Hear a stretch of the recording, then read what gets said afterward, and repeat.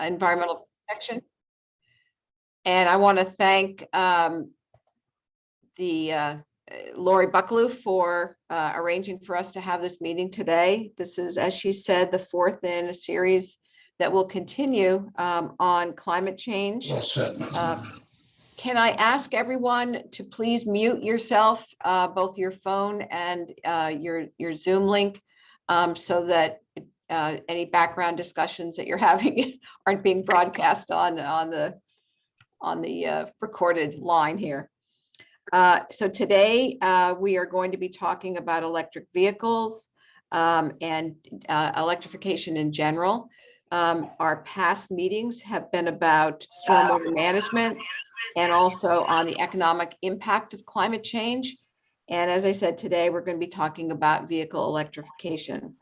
Our first speaker is Peg Hanna. She is the Assistant Director for Air Monitoring and Mobile Sources.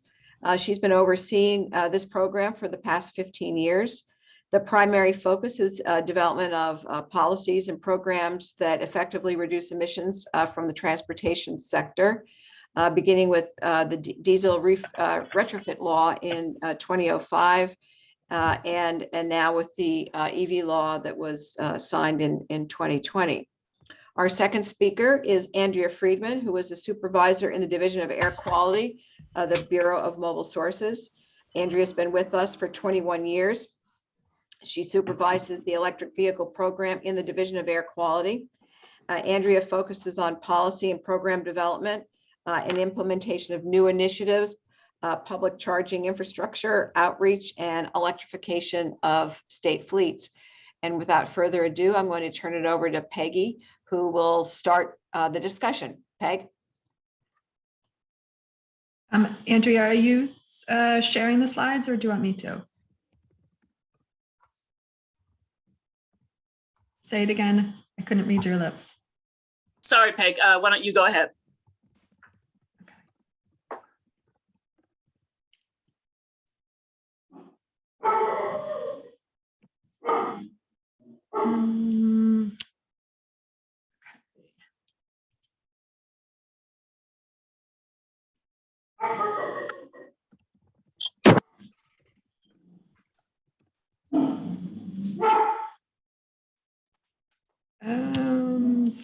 Okay, there we go.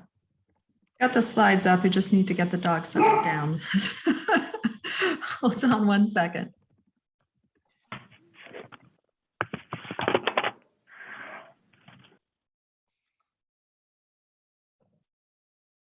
All right.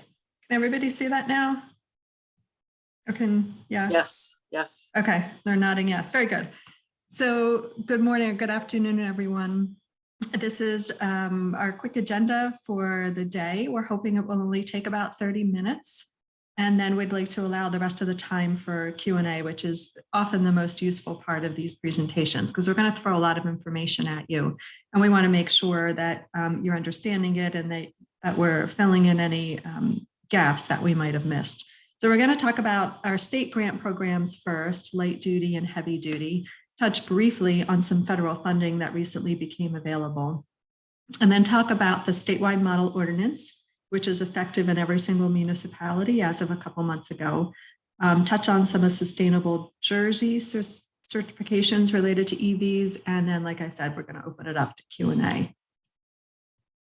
So I always like to start off with the why. When my kids were growing up and I would tell them to make their bed or take out the garbage, they always wanted to know why. So I like to do the why before the what.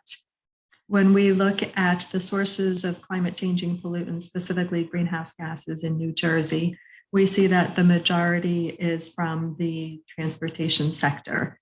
We've been regulating stationary sources and electricity generation for a really long time. So this is a good time to focus on transportation, not just because of its impact on climate change, but also because I think it's ripe for opportunities. So this is sort of our table of contents here, and then the subsequent slides are going to go through this. So our funding programs are split right now by 3 different agencies, or offered by 3 different agencies. DEP offers its longstanding It Pays to Plug In program for charging stations. Then we have an e-mobility program, which provides grants for ride sharing and ride hailing in urban communities. And then we have a program that does class 2B through 8, which is essentially trucks and buses, so everything other than passenger vehicles. Our sister agency, New Jersey Economic Development Authority, has a program very similar to the last one I mentioned for almost all of the same weight classes of trucks and buses, and that's a voucher program for electric vehicles. And then finally, our New Jersey Board of Public Utilities has several different grant programs. So we're going to give you some more details on all of this in the later slides, as well as share all of these slides so you don't have to do screenshots or frantically take notes. BPU's first program is their Clean Fleet program, which is for government vehicles and charging stations. The second one is a grant program to install charging stations at tourist attractions. And then the final one is an initiative that they're doing with all of the states for utilities to offer grants for Make Ready, which is essentially the behind the meter, or the behind the scenes part of the charging station. Andrea, you're going to take it from here and do the next couple slides on our light duty electrification programs. So just holler when you need the slides advanced. Got it. Thank you very much. So first, I'm going to talk to you a little bit about charging stations, with the 3 different classes of charging stations on. Then I will talk about the incentive programs for light duty vehicles and related charging infrastructure, including a major new grant program that's competitive that we have open right now. So charging stations are divided into 3 classes: level 1, level 2, and level 3, that are often called fast chargers or DC fast chargers, direct current fast chargers. Level 1 is 120 volts. That is a standard household outlet. So you can charge an electric vehicle on a standard household outlet using a cable that comes with the electric vehicle. These charge slowly, about 3 to 5 miles of range per hour. So they're good for places where cars are sitting for a long time. They're good for residential, both single family and multifamily. They're also good for fleets if you have vehicles, a lot of plug-in hybrid vehicles that have smaller batteries and can certainly charge up fully if they're there for a full day or overnight. They're the most inexpensive. Level 2 are, it's a 208 or 240 volt outlet, just like a standard household outlet for a dryer or an oven. They are most appropriate for single family homes, multifamily homes, for full battery electric vehicles where the batteries are larger, for commercial uses, for example, chargers outside of restaurants in your communities, or restaurants, stores, retail, public parking, attracting people to your downtown areas. They're also a very good application for fleet vehicles, both for municipal and private fleets. DC fast chargers are much higher power. They're much more expensive. They use 480 volts. The typical wattage is 50 kilowatts to 350 kilowatts, and they can charge a vehicle to about 80% of battery range in about 20 minutes to a half hour. So going back to level 2, the level 2 takes 2 to 3 to 6 or 8 hours, depending on the size of the battery. So also great during the day, overnight, or topping off. So back to the DC fast chargers. These are appropriate for highway rest stops, public metro areas, downtown. It's more like a gas station. You pull in, you're there for 15 or 20 minutes. We'd like to place them where there are amenities. They're also good for public and private fleets for a quick charge up if the level 2 is not available. And they are great for urban charging hubs for multifamily homes where there is not charging available, or for serving electric rideshare or car share. The costs, the hardware costs are listed at the very bottom of this table. The hardware plus installation for level 1, 2, and 3 are ballpark 1,000, 10,000, and 100,000. So level 1 charging can be $0 if you're just using the cable that came with the car and plugging it into an existing outlet. If you need a new outlet and charge, it's going to cost a little bit. Level 2, ballpark $10,000 for equipment and installation. It can be less, it can be much more. These installation chargers are very site specific, just like any construction project.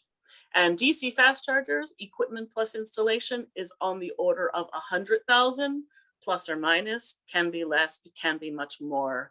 Again, it's very site specific and it depends whether you need electricity upgrades or not. Next slide, please. DEP's grant program has been up and running for 6 or 7 years. It's called It Pays to Plug In, and there are 3 components. The first component is for level 1 and level 2 chargers. That's up to $4,000 per port for level 2 chargers, less money for level 1. Eligible locations are public places, multifamily homes, meaning apartments and condos, and workplaces. And workplace chargers can be used for employees who want to drive their personal EVs to work, can be used for visitors, and it can be used for fleets. So municipal fleets are eligible for the grants from the Pays to Plug In. Then we have 2 components for fast chargers. One is for corridors. These are for public DC fast chargers along New Jersey's busiest highways. This is by competitive solicitation. We ran one last year. And the newest component is our grant program for community fast chargers. These are public fast chargers where people live and work. The grant for level 1 and level 2 chargers is first come, first served. We are accepting applications now. The fast chargers are much more expensive, so we want to be very strategic about where we site them. So we grant those dollars by competitive solicitation only. We have a solicitation open for the community fast chargers, and I will describe them next. Next slide, please. The community fast charger incentive is a $4 million funding round that is open now. We started accepting applications on Monday. The deadline for applications is Friday, May 13th. The grant is up to $200,000 per location for public fast chargers where people live and work. The eligible expenses are related to the equipment and up to 5 years of maintenance agreement, network chargers, and repair agreement. You'll notice that we do not cover installation. And in fact, our grants don't cover installation for any of these charger programs, either the level 1, level 2, or the fast charger. We used to, but we no longer do, because now there are utility incentive programs that will help fund the electrical work and installation required for these chargers. So you can use the grants from It Pays to Plug In for the equipment and related costs, and you can pair our grant with a grant from your utility for utility incentives for the electrical and installation. So Peg will talk a little bit more about the new utility programs a little later in our talk. Eligible locations for the community incentive are, as we say, where people live and work. So these are places like town centers, commercial areas, retail centers, tourist attractions and destinations, and near concentrations of apartments and condos. They must be available, exclusively available to the general public, open 24/7, and user-friendly, well lit, accept credit cards, display pricing info, etc. All of the information about this solicitation is up on our website. Here is the link.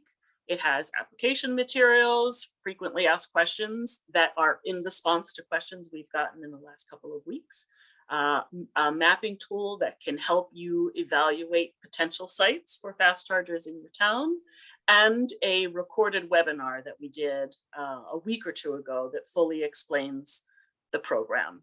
So I want to let you know that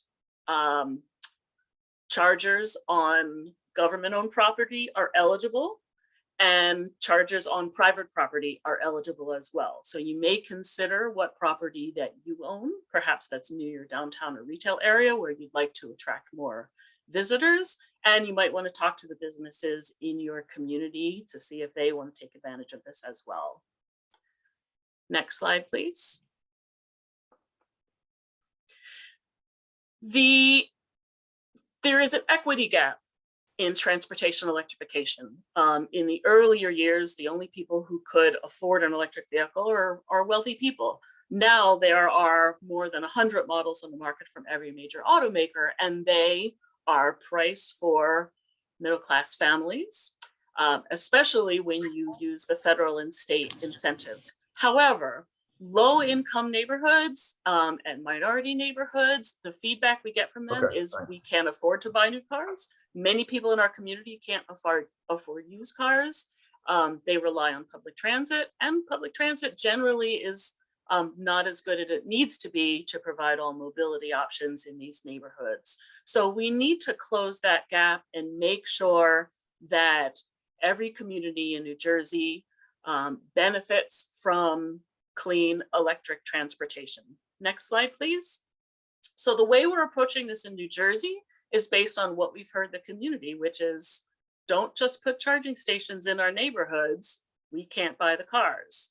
We need different transportation options. So we are providing grants for electric mobility. This is shared mobility projects like electric car sharing, electric taxis, electric ride hailing, van programs. The programs that benefit overburdened communities will be prioritized, and our e-mobility grants will help to fund the vehicles and the charging stations and costs associated with running the programs. We want these to be successful and longstanding and serve the communities and make sure that everybody benefits in clean transportation. These are by competitive solicitation, so stay tuned. Peg will show you a slide at the end where you can get on our listserv to be notified of this and other grant opportunities. Next slide, please. The Clean Fleet EV Incentive Program is run by the Board of Public Utilities. It is an incentive for state and local agencies, boards, commissions, colleges, community colleges, and counties to help turn over their own fleet to replace conventional vehicles with electric vehicles. The amount of money that you can receive depends on the size of the population served for governments and the amount of students served for school districts. There is money available for vehicles, for fully electric vehicles, and also for charging stations. So this is through the Board of Public Utility, and the link is down the bottom.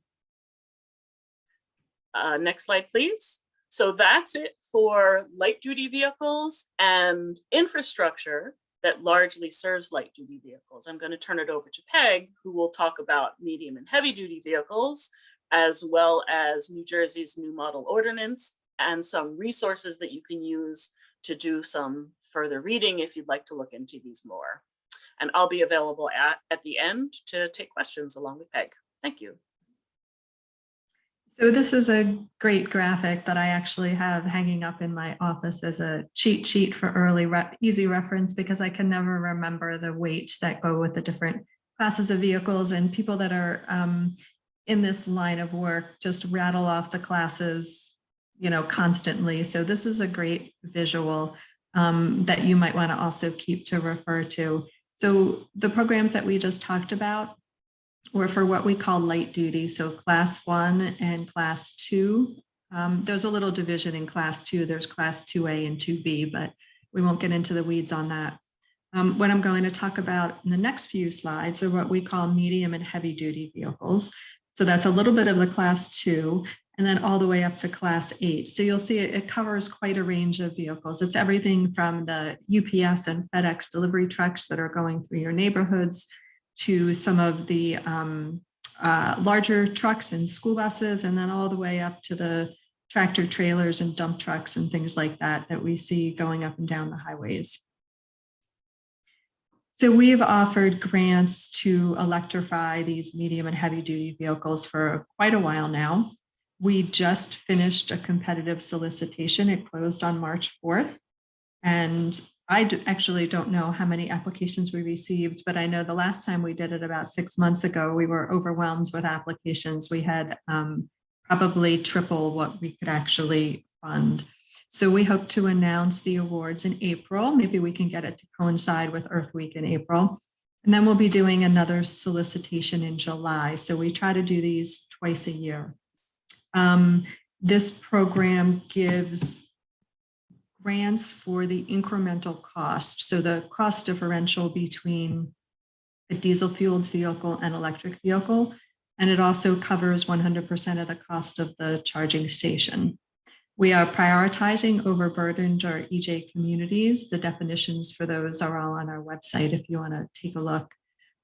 So far, we've given something like $150 million for truck and bus electrification throughout the state of New Jersey. To be honest, we are experiencing some significant supply chain issues, as most of the country is, primarily due to COVID. So we only have just a few of these grant-funded vehicles actually on the road right now, but many others already funded and in the queue, just waiting to be built and get the charging stations installed. The NJZEP program is a very similar program. It's offered by our sister agency, the New Jersey Economic Development Authority. They have $44 million available in total. That number has decreased significantly. This has really been a popular program. This is a first come, first served program. It's a little bit different because it's not statewide, different from ours because it's not statewide. It only applies to vehicles in the greater Camden, Newark, New Brunswick, and Shore areas, although they do hope to make it statewide in the near future. But right now, it's just those 4 geographic areas. And they offer vouchers in these amounts. So a little bit different from ours, which covers the full incremental cost as well as the charging station. This program just gives a voucher in this amount, which is usually a little bit less than the incremental cost. Sometimes it is the incremental cost.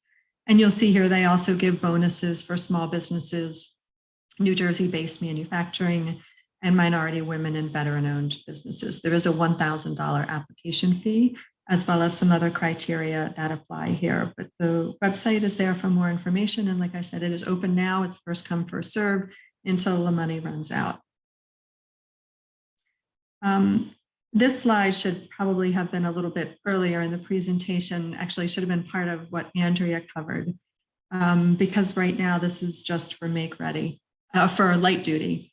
So 2 of our state's 4 utilities so far are offering grant funding for the behind the meter costs.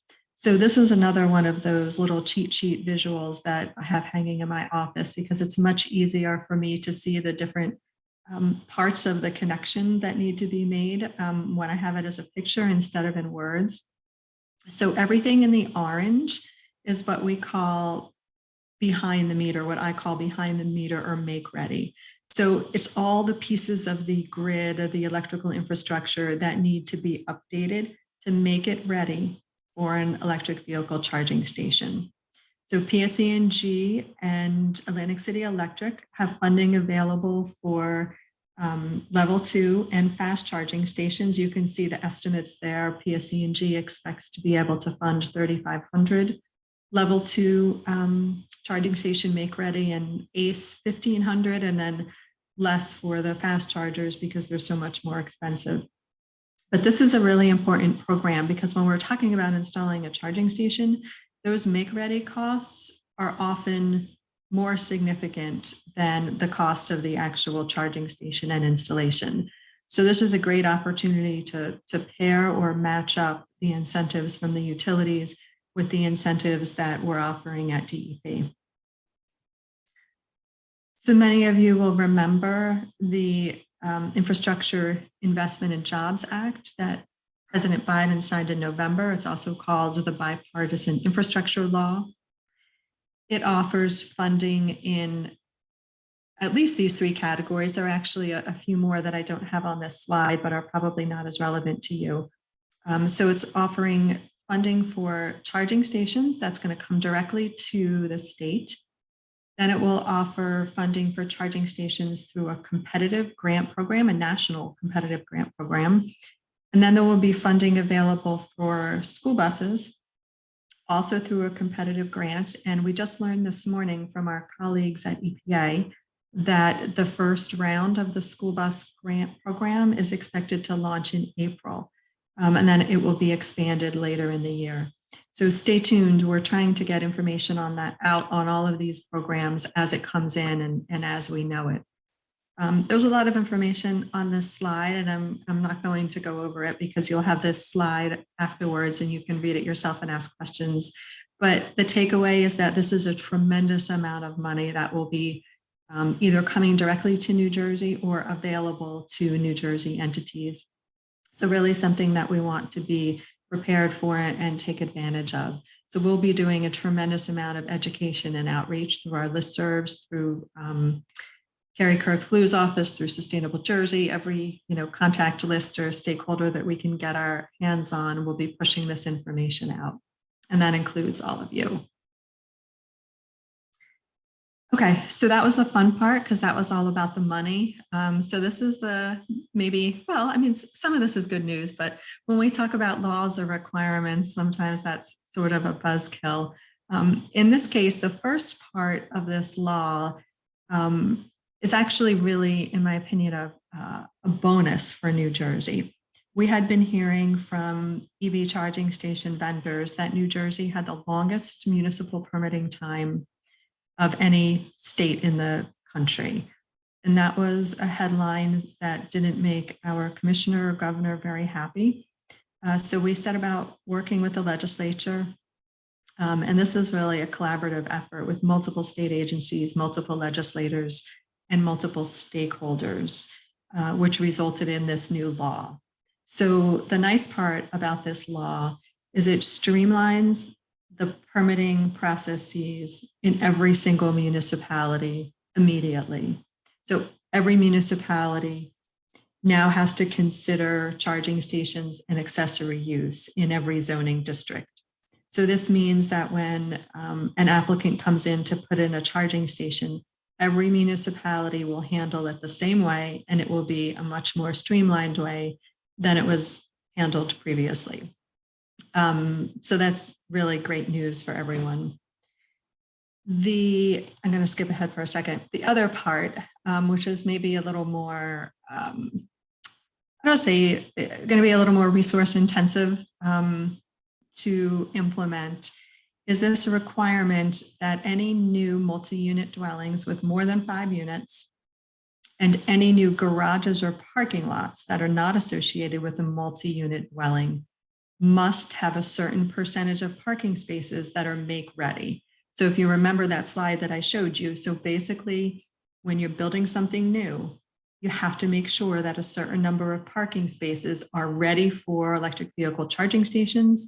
And then within a couple of years, upgrade those I'm ready spaces to actually I'm ready to charge spaces.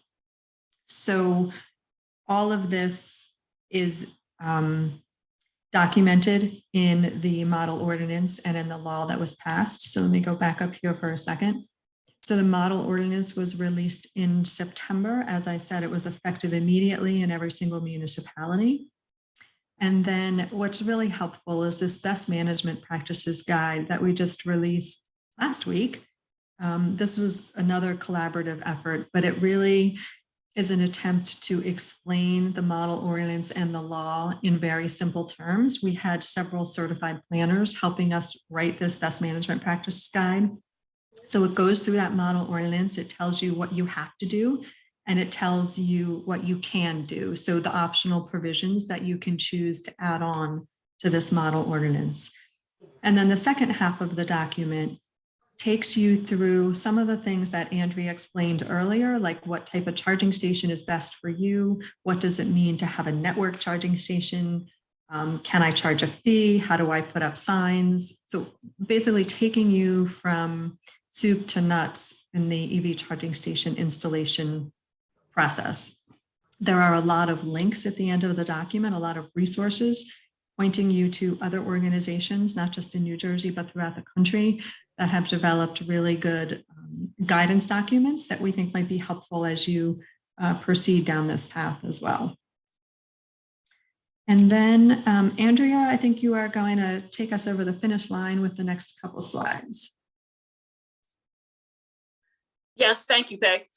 We know that many of you are involved in Sustainable Jersey and are certified through Sustainable Jersey. They have developed a number of actions and tools to support those actions that are related to electric vehicles. So they have a fleet inventory action, public EV charging infrastructure, make your town EV friendly, purchase alternative fuel vehicles, EV community outreach, and that one will be updated within the next week or two. I've been asked to sit on a webinar panel for that one. Keep an eye out for that. Fleet inventory and meet your target for green fleets. So on the Sustainable Jersey Actions page, look for the energy section, click on that. And under the energy section, look for the transportation initiatives. That is where the Sustainable Jersey actions are listed. And they have a host of really useful resources to help you learn about this, do it, and learn from your peers. Next slide, please. Every resource that Peg and I have talked about today are listed on a DEP flyer that's called Electric Vehicle Resources for Local Governments. It talks about and has links to the incentive programs, procurement tools like EVs on New Jersey state contract, and some cooperative purchasing organizations that you can buy both light duty, heavy duty, and charging infrastructure through these co-ops. It has policy and planning support, including the EV model ordinance and best practices document. It has links to the Sustainable Jersey resources I just talked about, and some resources for your residents, including information about New Jersey's EV purchase rebate program, the state sales tax exemption, the federal tax credit, and more. So you can download that flyer from this link, and I will send it out to our local government office along with a PDF of this presentation, and they are welcome to send it out to everybody. Next slide, please. You can visit our EV website for more information. Drive Green is New Jersey's EV website. Information about Vehicles 101, Charging 101, incentives, flyers like the one I saw you, and some policy initiatives from New Jersey with links to policy initiatives from other state agencies as well. This is drivegreen.nj.gov. Next slide, please. For the latest information, you can follow us on social media. It's a great way to help share the information about what we are doing. And if you tweet at us or link us in Facebook, we will help to publicize all the good work that you're doing as well. Down in the green at the bottom is a link to our listserv called Stop the Soot.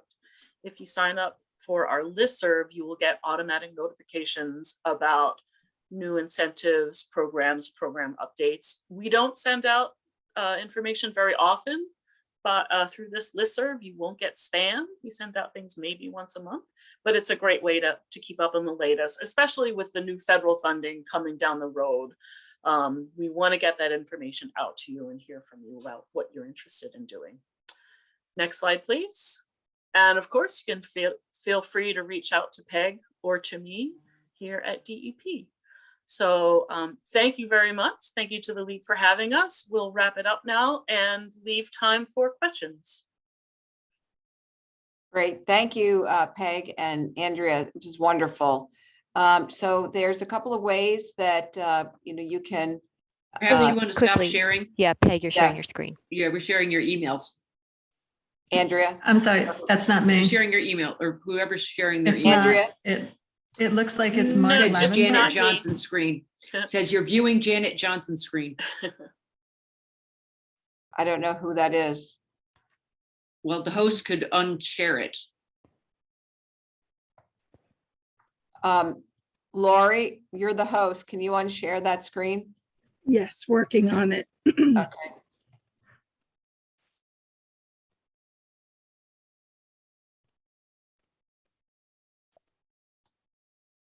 So while Lori is doing that, there's a couple of different ways that, thank you very much. A couple of different ways that you can ask questions. You can put something in the chat, or you can click on like the little hand. I'm not sure where the little hand is.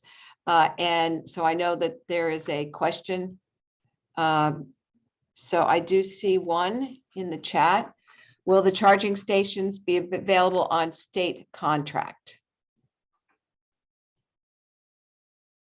So we are working right now on an RFP to get the charging stations on state contract.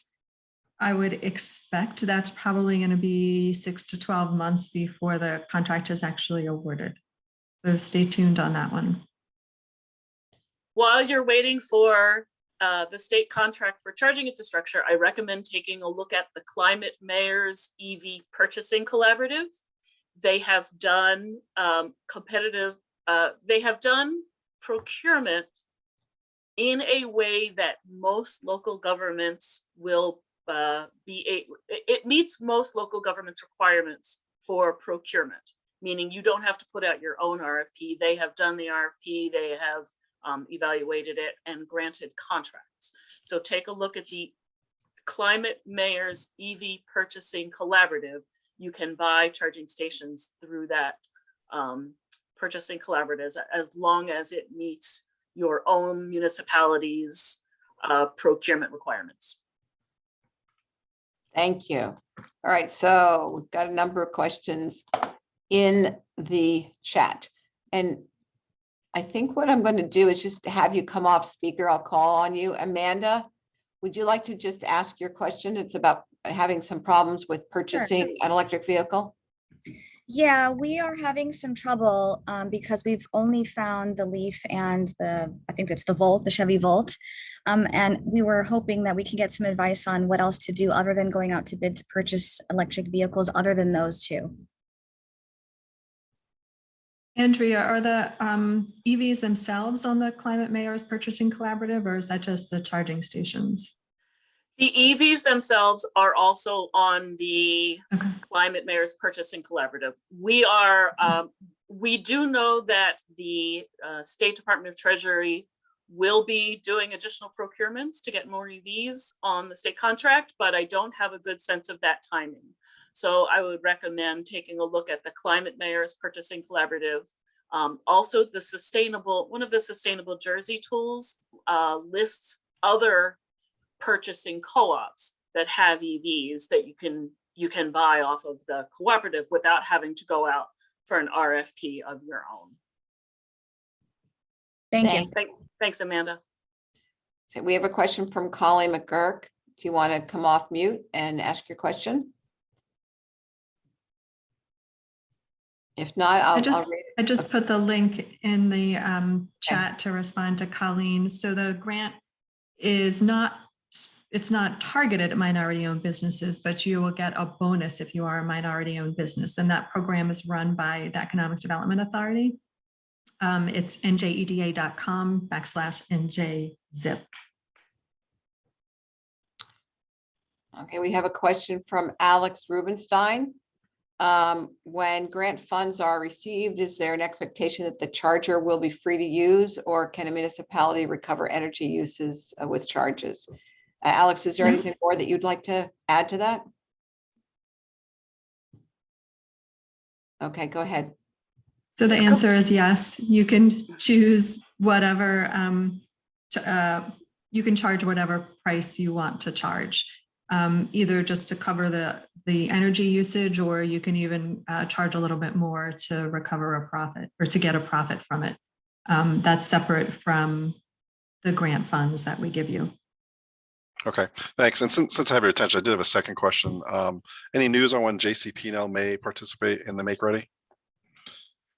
So JCP&L's proposal is being reviewed as we speak by the Board of Public Utilities. I would expect in the next couple months that JCP&L as well as RICO, so that's Orange and Rockland County, will be out in the next couple months. Okay, that's all I had. Thank you. Thank you. We have a question from Andrew Lefevre.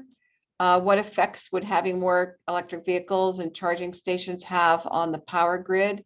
And then you have a comment. Andrew, do you want to come off mute? And Yes, absolutely. First of all, thank you for taking the time to host this webinar. I think it was very insightful and, answer a lot of questions that I think a lot of people have.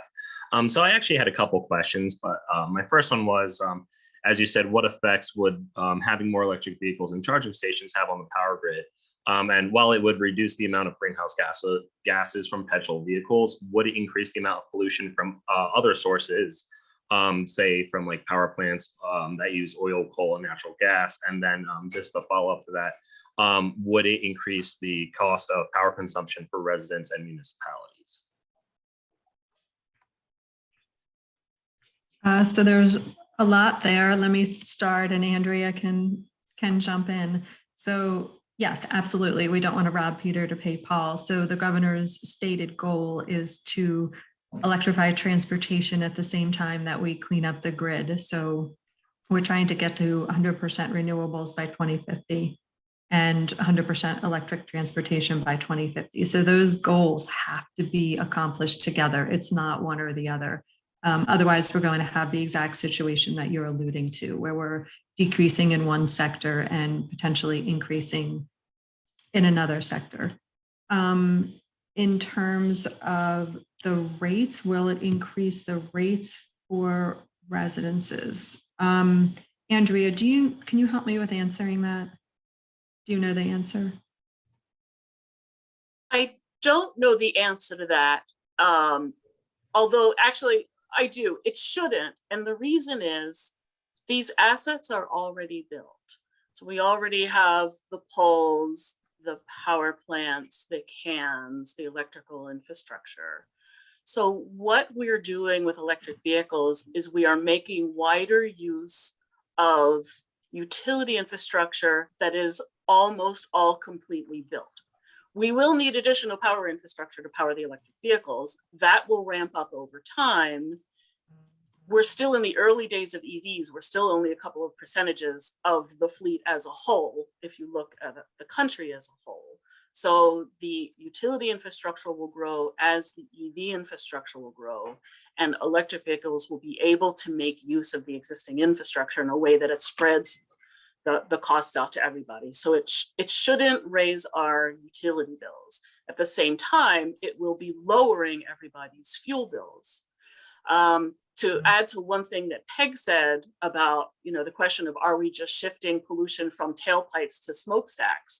And the answer is no. And part of the reason is that electric vehicles are about 70 to 80% cleaner than gasoline or diesel vehicles. And that's including the emissions from the power plants that are powering the batteries. EVs are so much more efficient than conventional vehicles at taking energy and creating movement, that even if you're charging up in a state that is 100% coal or mostly coal and gas, your car is still cleaner, your EV is still cleaner than a gasoline vehicle. I wanted to mention that I put the link to the Climate Mayor's EV Purchasing Cooperative into the chat. So Amanda and everybody else, it's there if you would like to see what vehicles and infrastructure are available that are not on state contract. Andrew, you had two other questions. Did you get all of them answered? I just want to make sure. So actually, I just two more. You answered that question very well, and I think that provided a lot of insight and peace of mind for me personally, and I think a lot of other people on the call. One other concern that I've had with with electric vehicles costing more for initial the initial purchase. And not just that, but the cost of replacing, say, like a battery pack or something like that, if it were to fail. And I'll just use like Tesla as an example, because I think that's probably the most common electric vehicle that people think of when talking about EVs. The average price to replace the entire battery system is around $20,000 to $35,000. And when it comes to that, are there any initiatives or any programs that DEP or the government has been looking into to help residents with replacing the cost of those vehicles? Because it can be very pricey. I can take a shot at that. So I want to talk about the upfront costs, the cost overall, and then the question of battery replacement.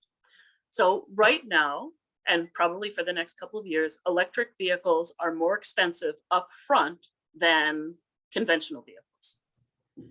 If you can take advantage of the federal tax incentive, the state tax incentive, and the state rebate, they are almost comparable, or even less upfront, depending on the vehicle. Regardless of the upfront costs, the total cost of ownership of EVs is less than conventional vehicles. And that is for several reasons. One, the fuel is less expensive.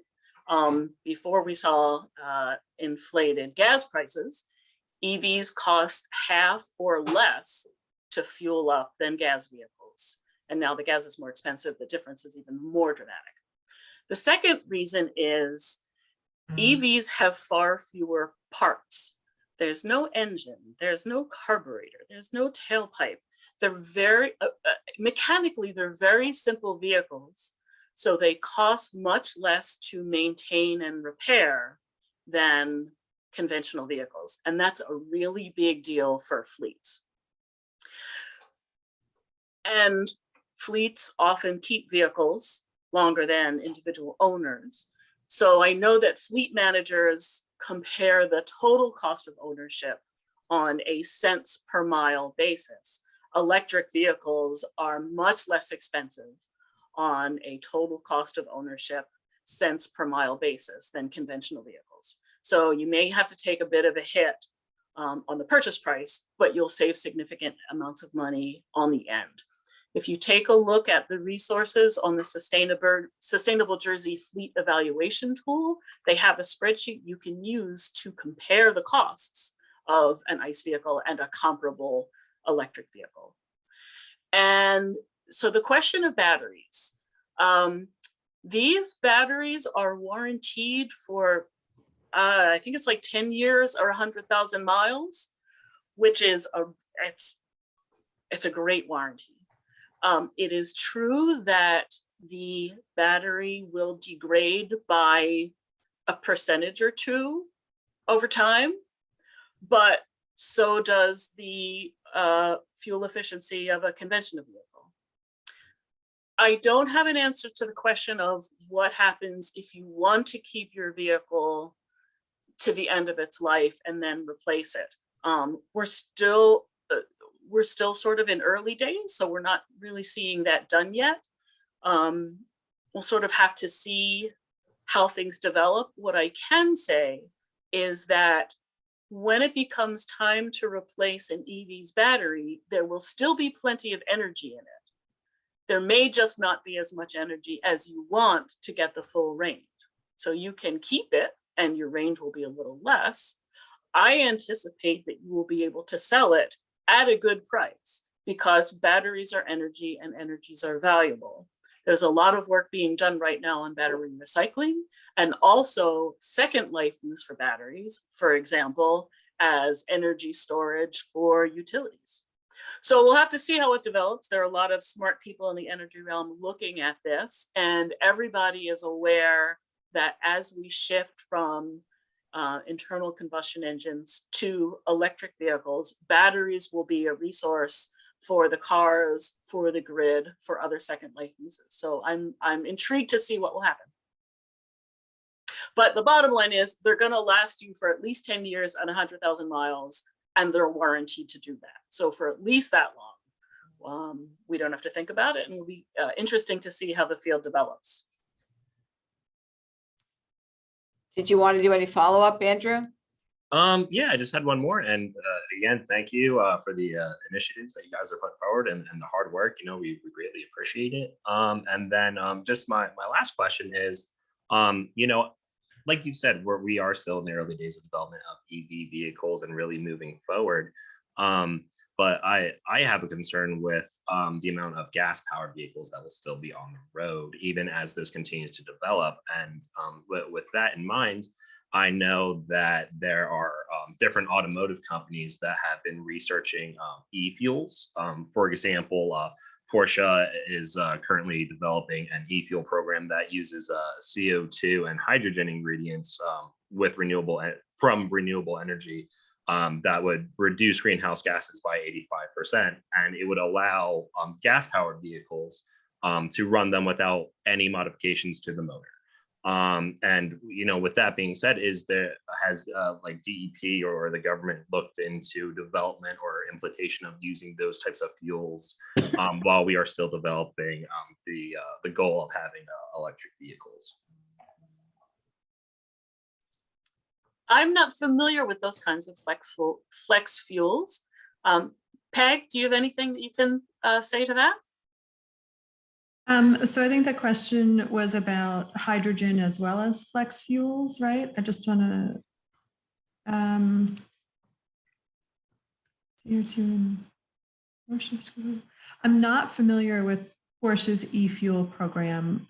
What I will say though is that DEP and the state are very interested in hydrogen that's produced from green hydrogen that's produced from renewable sources. We have a fuel cell task force underway right now that's working on a set of recommendations, which I think should be out soon, about how to promote hydrogen production and fuel cell use in the state of New Jersey. So we are fully supportive of any type of electric vehicle, whether it's a battery electric or one powered by a fuel cell. In terms of alternative fuels like propane and biogas and biodiesel, we are not currently advocating for those. They are not a stepping stone towards zero carbon. So we're really putting all of our eggs in the electrification and zero carbon strategy basket. Thank you, Peg. Okay, there was a question about whether or not the PowerPoint is going to be available. Again, this session is being recorded, and we can also separately post the PowerPoint, but you will have access to both. Let's see, I think we answered the question on JCP&L. There's a comment on, let's see, Colleen, do you have a question related to this comment? Colleen McKirk? No? Okay. Let's see, Andrea put the link in. Tracy put a link in for the Sustainable Jersey Alternative Fuel Vehicle Procurement Guide. So that's in the chat if you want to take a look.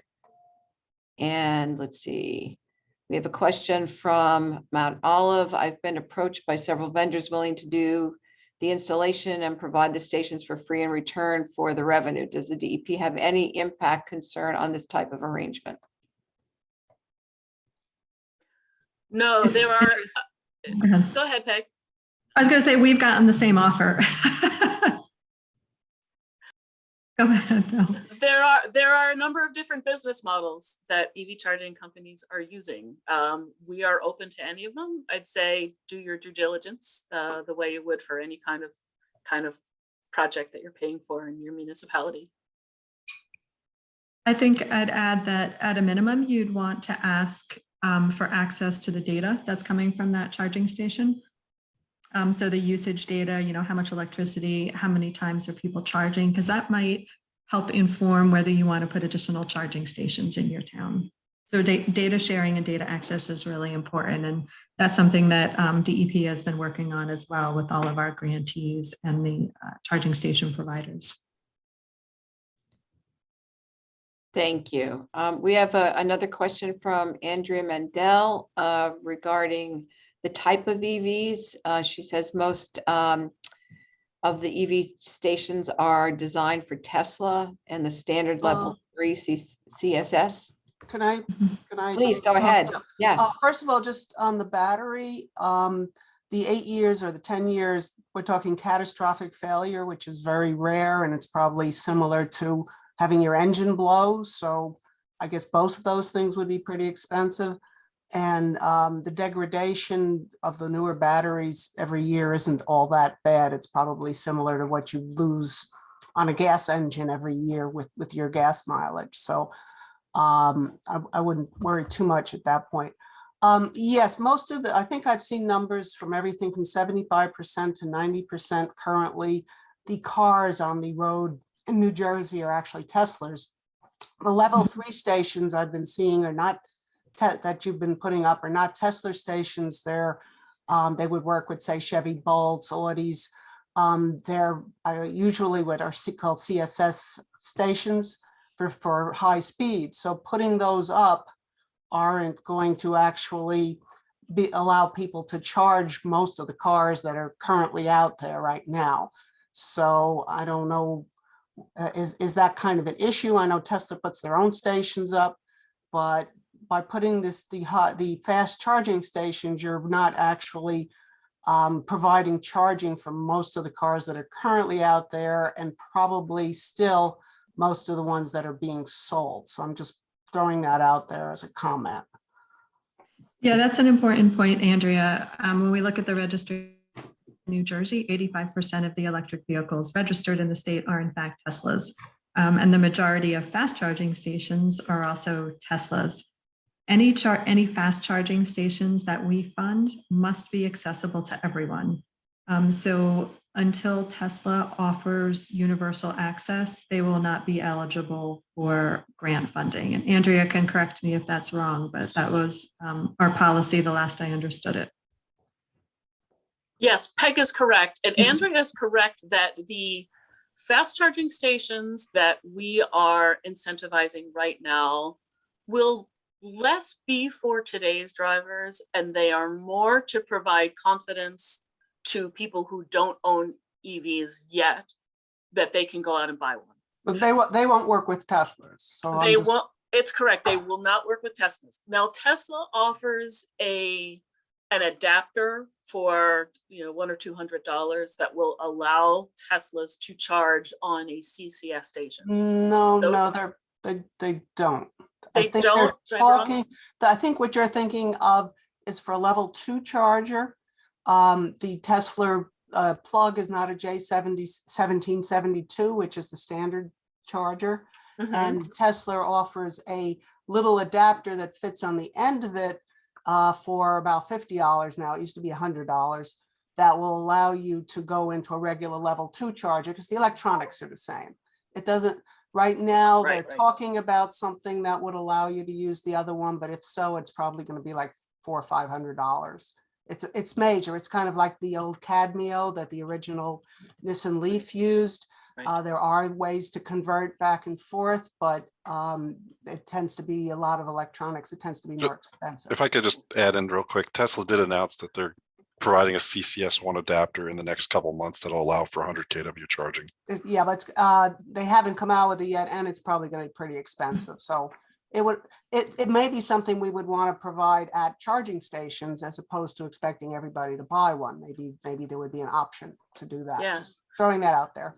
Yeah, thank you for that clarification. A part of Tesla's business model is to provide a network of charging stations in addition to selling the vehicles, and that has been very successful for us. And it is true that the majority of the EVs in New Jersey are Teslas. In order to meet our air pollution goals, our climate goals, and our transportation electrification goals, we need to enable all of the automakers to to ramp up their EV sales. And in survey after survey after survey, people say that one of the biggest barriers to, they're making a decision to buy an EV is they're afraid they're not going to find a charger when they need it. So we need every automaker to allow their customers to have the confidence to go out and buy an EV. And that's why we are only funding charging stations that can be used by all cars other than Teslas, because Tesla has made the business decision to fund the charging stations themselves, and they have built that cost into the cost of their cars. The other automakers are not building that cost into the cost of their cars.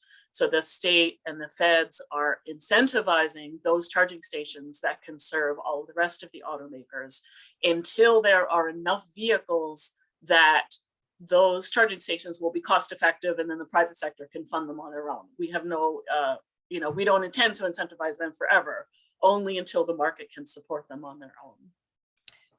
Okay, we have a number of questions that are still in the, thank you, Andrea, in the chat. Barry Owen has his hand up, and we are actually past the top of the hour, but I will let you, Barry, go ahead and ask your question real quickly. And then I think we're going to have to stop it there. So Barry, go ahead and come off mute and ask your question.